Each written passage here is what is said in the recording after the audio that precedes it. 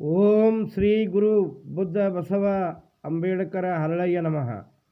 ನಾನು ಮಾದೇವಪ್ಪ ಯಲ್ಲಪ್ಪ ಹೊನ್ನಕಸ್ತೂರಿ, ಪರಮ ಪೂಜ್ಯ ಡಾಕ್ಟರೇಟ್ ಹವಾಮಲ್ಲಿನಾಥರ ಭವಿಷ್ಯಲಿಂಗ ಆಶ್ರಮ, ಮನಗೂಳಿ ತಾಲೂಕು, ಬಸವನ ಬಾಗೇವಾಡಿ, ಜಿಲ್ಲಾ ವಿಜಯಪುರ.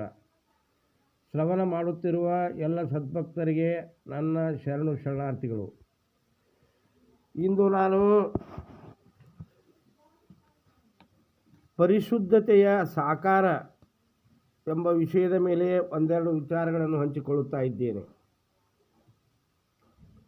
ನಮ್ಮ ಬದುಕಿನಲ್ಲಿ ಪರಿಶುದ್ಧತೆಯ ಸಾಕಾರ ರೂಪವಾಗಿ ಹೊರಹೊಮ್ಮಲು ನಾವು ಮಾಡಬೇಕಾದದ್ದು ಏನು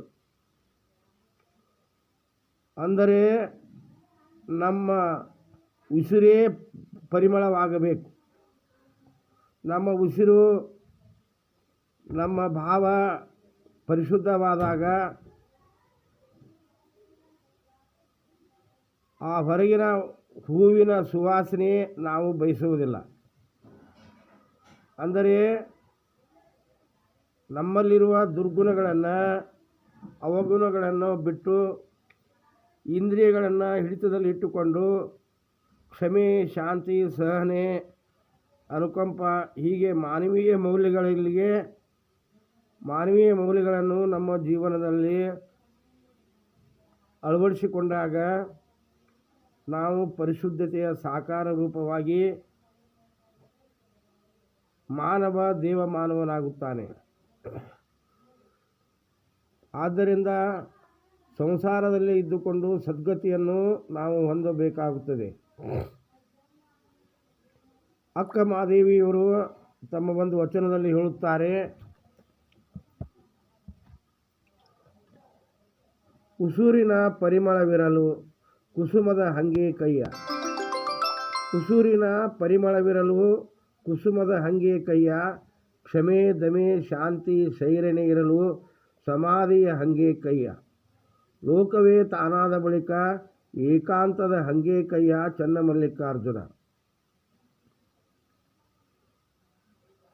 ಅಂದರೆ ಲೋಕವೇ ತಾನಾದ ಬಳಿಕ ಏಕಾಂತದ ಹಂಗು ನಮಗೆ ಬೇಕಾಗಿಲ್ಲ, ಸಮಾಧಿಯ ಸ್ಥಿತಿ ನಮಗೆ ಬೇಕಾಗಿಲ್ಲ. ಕಾರಣ ನಾವು ಪರಿಶುದ್ಧತೆಯಿಂದ ಬದುಕುವುದನ್ನು ಕಲಿಯಬೇಕು. ಕೆಟ್ಟ ನಡತೆ ಹೀಗೆ ನಾವು ನಮ್ಮ ದುರ್ಗುಣಗಳನ್ನು ನಮ್ಮಲ್ಲಿ ಅಳವಡಿಸಿಕೊಂಡಾಗ ನಾವು ಕೆಟ್ಟವರಾಗಿ ಬಿಡುತ್ತೇವೆ. ಈ ಸಂಸಾರವನ್ನು ಗೆಲ್ಲಬೇಕು ಎಂದರೆ ನಮ್ಮೊಳಗೆ ಅಡಗಿರುವ ಕಾಮ, ಕ್ರೋಧ, ಲೋಭ, ಮೋಹ, ಮದ, ಮತ್ಸರ, ನಾನು, ನನ್ನದು, ಮೋಹ, ಕೋಪ, ತಾಪ, ರೋಷ, ದ್ವೇಷ ಇವು ಎಲ್ಲವುಗಳನ್ನು ನಾವು ತ್ಯಾಗ ಮಾಡಬೇಕಾಗುತ್ತದೆ. ಅಂದಾಗ ನಮ್ಮಲ್ಲಿ ಆತ್ಮಸ್ಥೈರ್ಯ, ದೃಢತೆ ಬರುತ್ತದೆ. ಆ ದೃಢತೆಯ ಭಾವವನ್ನು ನಾವು ಭಗವಂತನಲ್ಲಿ ಇಟ್ಟಾಗ ನಮ್ಮ ಮನಸ್ಸು ವಿಷಯ ವಾಸನೆಗಳಿಗೆ ಸೆಳೆಯುವುದಿಲ್ಲ. ವಿಷಯ ವಾಸನೆಗಳು ಅವು ಆಕರ್ಷಣೀಯವಾದರೂ ಅವೇ ನಮಗೆ ಸರ್ವಸ್ವ ಎಂದು ನಾವು ಅರ್ಪಿತಗೊಂಡಾಗ ನಮ್ಮ ಜೀವನ ದುಸ್ತರವಾಗುತ್ತದೆ. ಹೀಗಾಗಿ ಲೌಕಿಕ ಪರಿಕಲ್ಪನೆಯನ್ನು ಬಿಟ್ಟು ಅಲೌಕಿಕ ಪರಿಕಲ್ಪನೆಯನ್ನು ನಾವು ಹೊಂದಬೇಕು. ನಮ್ಮ ಬಯಕೆ, ನಮ್ಮ ಇಚ್ಛೆಗಳು ಅವು ಸತ್ಯ ಶುದ್ಧವಾಗಿರಬೇಕು. ಅಲ್ಲಿ ಸ್ವಾರ್ಥ, ವಂಚನೆ, ಕಪಟ, ಮೋಸ ಇವು ಇರದಿದ್ದರೆ ನಾವು ಆ ಭಗವಂತನ ಅನುಗ್ರಹಕ್ಕೆ ಪಾತ್ರರಾಗುತ್ತೇವೆ, ಭಗವಂತನ ಕರುಣೆ ನಮಗಾಗುತ್ತದೆ. ಆದ್ದರಿಂದ ಸಂಸಾರದಲ್ಲಿರುವ ಅಪಾಯಗಳನ್ನು, ಅವುಗಳಿಂದ ಪಾರಾಗಲು ನಮ್ಮ ಬದುಕಿನ ದಾರಿಯನ್ನು ನಾವು ಕಂಡುಕೊಳ್ಳಬೇಕು, ಅವುಗಳನ್ನು ಗುರುತಿಸಿಕೊಳ್ಳಬೇಕು. ಶರಣರ ವಚನಗಳು, ತತ್ವಜ್ಞಾನಿಗಳು, ಸಜ್ಜನರು ಶ್ರವಣ ಮನನ ನಿಧಿಧ್ಯಾಸದಿಂದ ನಾವು ಇದ್ದಾಗ ನಮ್ಮಲ್ಲಿ ಸ್ಥಿತಪ್ರಜ್ಞೆ ಮೂಡುತ್ತದೆ. ಅಂಥ ಸಮಾಧಿ ಸ್ಥಿತಿ ನಮಗಾಗುತ್ತದೆ. ಅದಕ್ಕಾಗಿ ನಮ್ಮ ಉಸಿರೇ ಪರಿಮಳವಾಗಬೇಕು.